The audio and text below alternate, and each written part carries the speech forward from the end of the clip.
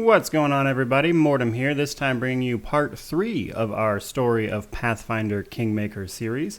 In our last episode, we completed Troll Trouble, and I was going through the interlude portion of the game until Act 3, Season of Bloom, started. So, there are 2 events in between Chapters 2 and Chapters 3, or Acts, whatever you want to call them, that are noteworthy before we jump into things. 1. While we are waiting for Chapter 3 to start, we will get Remus in our throne room. If you remember, Remus is the odd man we met as we left Oleg Trading Post for the very first time.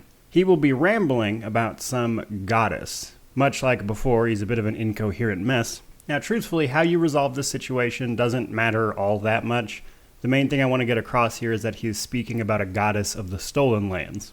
The next random event, well, not exactly random, but the next event we get in our throne room before Chapter 3 starts that is important is with one Wielis, I don't know exactly how to pronounce that name, Gunderson, and he will ask you to investigate an island that is supposedly cursed for him. Now, in this particular playthrough, I'd already been to the island and discovered what I needed to discover, so I could resolve this immediately upon him entering the throne room. Basically, you can explain that it wasn't cursed. There were just, some series of unfortunate events happening there. And more importantly, after this, he heads towards Varnhold and a section of the map called Tors of Levanese. I believe I've got that right. And what this actually is foreshadowing for an upcoming chapter. But it's important that you know that Wielis Gunderson headed towards Varnhold after this is done. Once enough in-game days have passed after we've completed Troll Trouble, eventually we will get an event in our throne room where our envoy will tell us that magic beasts are attacking the barony. But luckily, there's a group called the Embeth Travelers who have offered to essentially host a hunt and kind of show you how they specialize in dealing with these monsters. You can turn them away, you don't have to do this part, but it is kind of the introduction to Chapter 3, Season of Bloom, and there's an achievement for doing it properly, so I recommend you do so. Now, that usually happens at the same time that Part 2 of our Ancient Curse that I mentioned in Part 2 is resolving,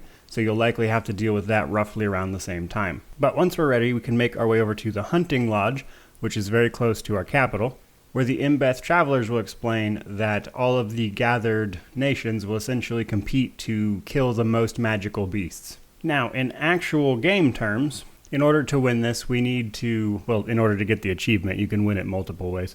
In order to get the achievement, you need to kill 2 of the magical beasts, saving one of the nation's envoys while you do so, and then arriving while the Embeth Travelers actually, are fighting the third one, and you need to not poach their prey from them, basically. You need to let them kill it and be done, and just win with the other 2 heads. It's important that you actually see this third monster while you are trying to get that achievement, because if you just get the 2 heads and then don't interact with the Embeth Travelers, the achievement won't pop, which is strange, but nonetheless. While we are participating in this hunt, we will likely find the goblins praising one of the beasts, or just a group of goblins praising a beast and calling out to someone named Lamashtu.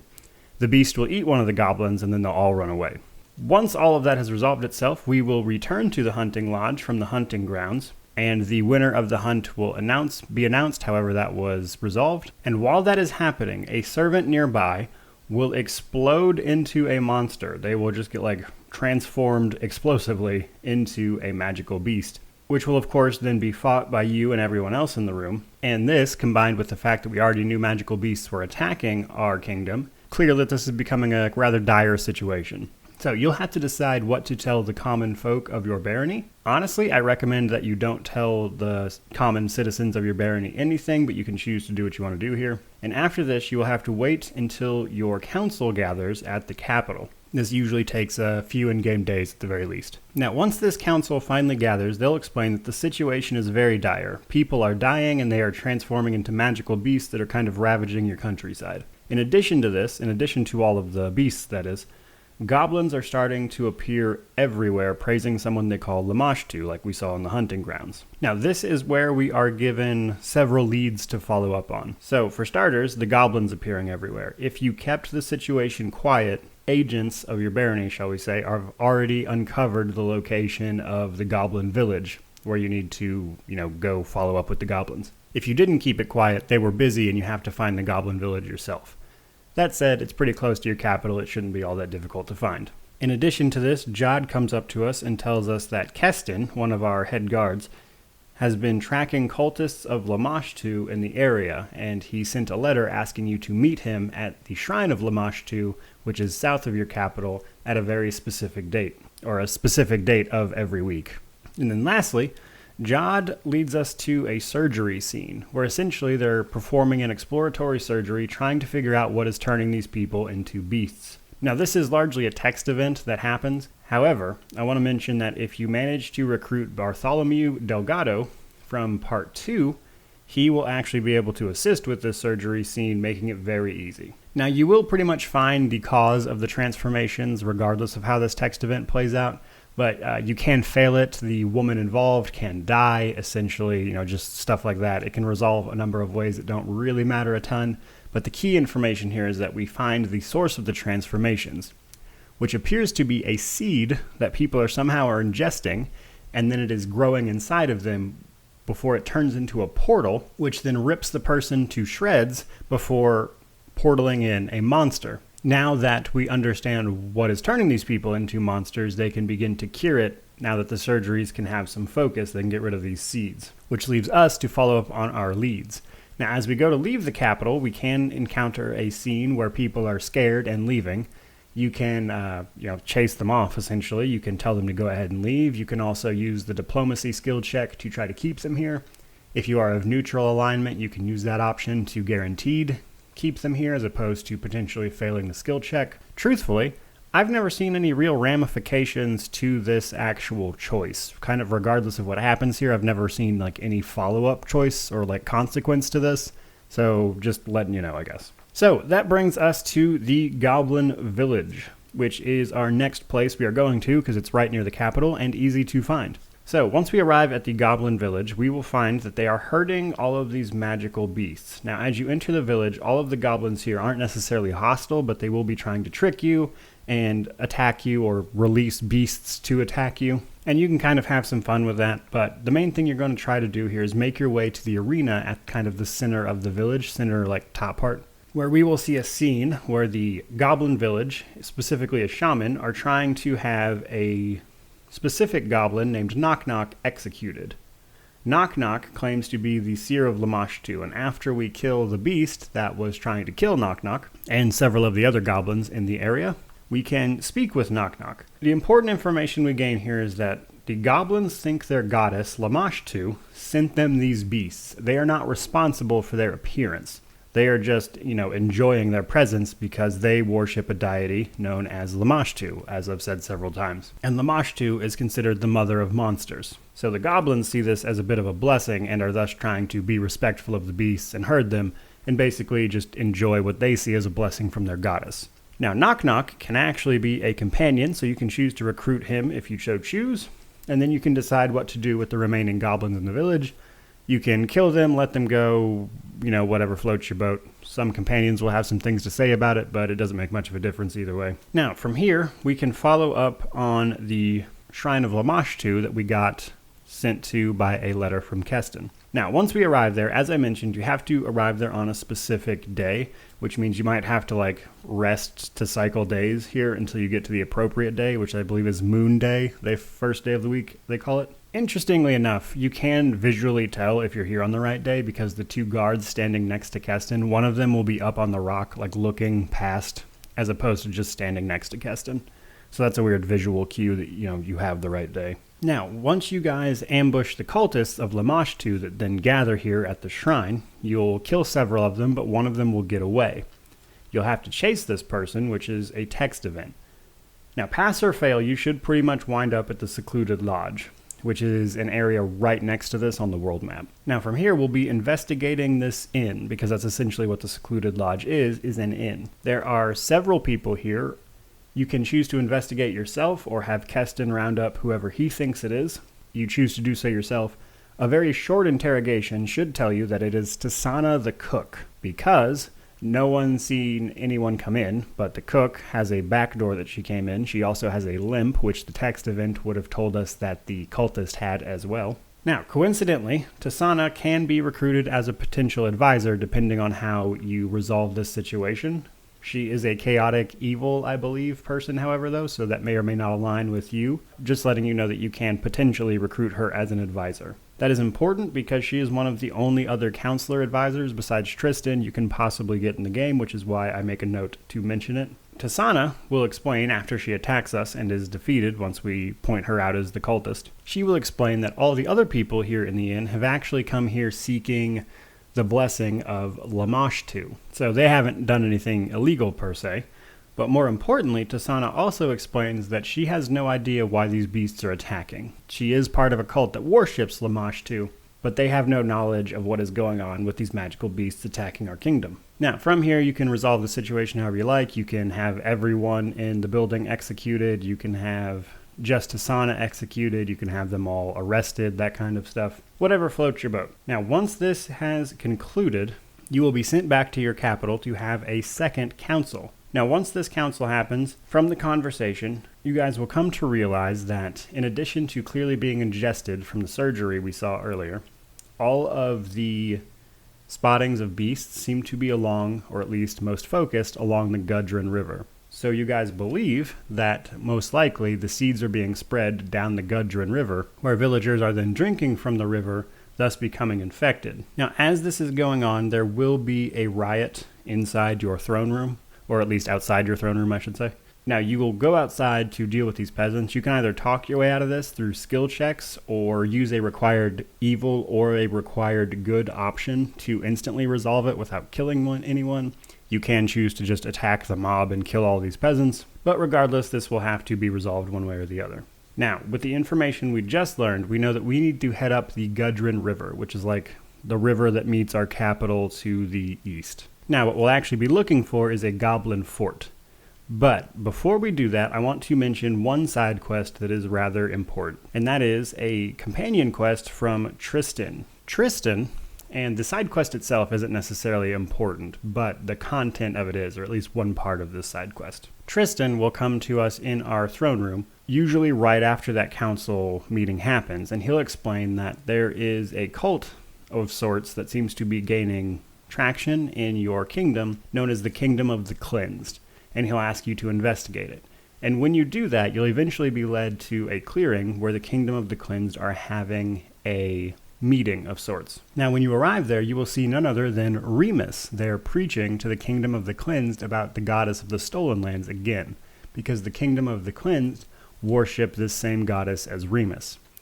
Now, this is especially noteworthy because you can have ordered Remus killed, including doing it once personally, twice up to this point, and he will still be here regardless, which is a bit of foreshadowing that maybe Remus has some other stuff going on. But we can't do anything more than that. I just mention it because that is when that side quest pops up. And now we will head to the Goblin Fort up along the Gudrun River. When we get there, we will meet Keston, and he and his guards are under attack by goblins.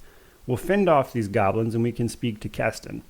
Now, he has saved a bunch of prisoners from the goblin village already, but he also tells us that for whatever reason, the goblins are bringing all of these people before a shrine of Lamashtu before taking them to the river to drink. Now, if we piece all this information together, we can, obviously figure out that what is happening here is the goblins enjoying these, beasts, as their goddess says to do, are intentionally infecting people with these seeds from the Gudrun River. Now, at this point, we can either kill all the prisoners that Keston has already saved, though Keston will not be happy about that, and we can also make a decision as we move through the Goblin Village to continue killing or saving prisoners. But keep in mind, all of these people are infected, so you kind of got a moral decision to make there. But eventually, we are going to make our way to the main part of the Goblin Fort, at which point we will have to kill the Goblin King and the Goblin Shaman. Now, as the shaman is dying, he will explain that they've already found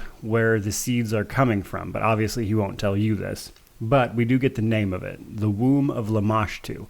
Basically, all of these seeds are coming down the Gudrun River from this place. And he will also explain, right at this moment is when all of the seeds should be coming to fruition. So basically, everyone who's been infected or is infected should be simultaneously bursting into monsters at roughly the same time. Now, this is interesting because if we spoke with Keston and chose to save the prisoners, we've been sending them back to Keston at the beginning of the Goblin Fort. So we need to rush back to Keston at the beginning of this map and save him from whatever combination of beasts are there. Now, here is something that I actually don't like about this particular thing. If you chose to be pragmatic and kill all of the prisoners up to this point, instead of the prisoners turning, Keston's guards will turn into monsters, which I felt was kind of cheap. It's because, I clearly did the thing, and you just worked around it anyway. But regardless, you'll have to save Keston from monsters, and then you guys will have to decide what to do, because the capital is full of infected that have all decided to simultaneously burst into monsters as Chapter 3 comes to a head. Now, at this point, what Keston will want to do is go to the womb of Lamashtu by himself and send you to the capital to defend it. If that is what you go with,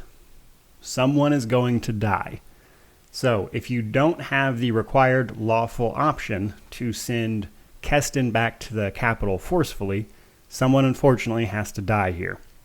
Because if you let Keston go to the womb of Lamashtu, that leaves Jod unaware to defend the city by himself. And that leaves Keston with only a small group of guards he has left to go to the womb of Lamashtu, at which point you will have to decide which one you're going to first, which will save the person, either Jod or Keston, that you go to first, and the second person that you go to will die. But if you have the required lawful option to send Keston to the capital, you can then resolve this however you so choose without any consequences like someone dying, which is obviously the recommended option if it is available to you. So from here we need to do one of two things, keeping the consequences I just mentioned in mind. We need to defend our capital, and we need to get our way into the womb of Lamashtu. Now, we're going to start with the capital because it is the closest to us, and in my particular case, I used the required lawful option because I'm playing a lawful evil character. So we head back to our capital. It's been destroyed. There are beasts everywhere. We need to kill all of them, save as many people as possible, and then fight our way to our castle-y fort of sorts. Now, once we get there, we need to save Highland, which is our actual captain of our city guard, which we may or may not know up to this point. You can also not talk to him, but you can also talk to him in your capital up to this point, so you may know the guy, you might not. But once you save Highland and speak to him, an absolute unit of an owlbear will come forward to attack you. Now, once you kill this owlbear, the capital will be successfully defended. Coincidentally, this owlbear was also used in a lot of the marketing, so, you might see it in, some of the art for Pathfinder Kingmaker sometimes. Now, once this is done, we'll need to head to the womb of Lamashtu. Now, this is actually on the other side of Lake Silverstep up the Gudrun River. So once we follow our way up the Gudrun River, we'll eventually go across Lake Silverstep, and the womb of Lamashtu is right there. Now, once we get into the womb, we need to fight our way to the very back of it until we wind up in a place called the First World. Essentially, while we're traveling through the womb, we'll start seeing more and more flowers and stuff come up, and the next thing we know, we'll find our way into the First World. Now, as I mentioned before, the First World was used as a bit of a rough draft for the gods as they were, working on basically what they could do and what they could create. And it is the home of all of the Fey creatures of Pathfinder. Now, while we are inside the First World, we will witness the nymph, the guardian of the bloom from the previous chapters, being cursed by an eldest, the Lantern King to be specific, though we don't know his name at this point. Now, it would appear that the guardian of the bloom has stolen something from the Lantern King. This is a vision of the past, so we don't have all the details, just to be clear. It seems the nymph stole something from the Lantern King, and as a way to make her repent for this, the Lantern King curses the nymph. She has to make 1,000 nations fall in order to remove the curse from herself, which should explain why she betrayed and is now trying to kill us, the founder of the kingdom. Now, right nearby, we will be able to pick up a bird, which you need to add to your inventory. Now, as we walk into these foggy parts of the map, it should teleport us to various places. Now, we need to do this until we find a gnome camp. Right near the gnome camp is a rock, so we need to go put the bird on that rock and then speak to the gnome. The gnome will explain a few things, but most importantly, he'll give us a magic lantern. And also importantly, the gnome here will specifically refer to the nymph as the goddess, which is where you should starting to put some of these pieces together. Because as I mentioned, the goddess of the Stolen Lands has come up multiple times, and this gnome refers to the nymph as the goddess. We've heard Remus and them call her goddess up to this point as well. Well, call someone goddess. So it should start becoming clear that this is all the same person. Now, after we speak to the gnome, we need to rest at his campfire. Once this is done and we come to, the bird that was on the rock should now be nothing but bones, interestingly enough. We need to grab those bones, and then we need to use the lamp we got from the gnome, which should shroud our party in a pretty obvious, mystical aura. This will allow us to pass through the big bits of fog without teleporting. Once that's done, we can find a pool, which I believe is called the Pool of Regrets. But once we approach it, we will see the nymph play out a little scene where she was lamenting what was taken from her. Because during the earlier vision, we'll have seen the eldest strip her of something kind of metaphysical, it would seem, something inside of her, like a longing or her ability to love, maybe something like that. She, in this vision, refers to it as potentially being like her actual heart. It's left a little vague as to what specifically was taken from her, but we do see it happen. And we'll get into more of that at another time. But once we find this pool, we need to take the bird bones that we had gotten and throw them into the pool. And after this, we need to retrieve water from this pool, which will give us a vial of poisoned water. Now at this point, we need to keep searching the area until we find a flower. Now, while we're looking for it, we will actually have one more vision where we find out that the nymph had someone create what they're calling the ever-blooming flower, which is creating the seeds that is then turning all these people into monsters. So once we finally find where the flower is by deactivating our lantern at the appropriate location and walking through a cloud to teleport us to where the flower is, we'll have to kill the monsters around it and then approach it. Now, if you just destroy the flower physically, it almost immediately grows back. What you have to do is use the poison that we got from the pool using the bird bones to kill the flower. Now, once this is done, the old gnome will show back up again, and he'll explain that you have to kill this flower in both the first world and the physical world at the same time, at which point you'll have to split your party. I have Jathal with me, who gets Animate Undead as part of her side quests, which summons 4 to 6, I think it is, undead warriors for you. So what I did is I just split Jathal off by herself, but ideally you want to split the party however you so choose. Now, once this is done, you'll have to fight the monsters that are teleported in right where you are now once you speak to the gnome and let him know that you're ready to begin. And once you kill those monsters, you'll click through a portal, and then it'll skip to your split party member, in my case Jathal, and you'll have to kill a poison flytrap enemy by yourself. Once that enemy's dead, the rest of your group will join you, and you'll have to kill the rest of the monsters that are summoned in. At which point you'll be able to destroy the flower in the physical world, and after having destroyed it in the first world, will permanently destroy the ever-blooming flower, which was responsible for the seeds that were turning your people into monsters. At this point, we have to return to our capital city, where we can have a quick meeting, wrapping up basically about how we're trying to undo all the damage that was done. And at this point, we are at another interlude section, where you will have whatever in-game days you have left on Chapter 3 of the Ancient Curse before Chapter 4 starts, which I will be running through, obviously, in the background.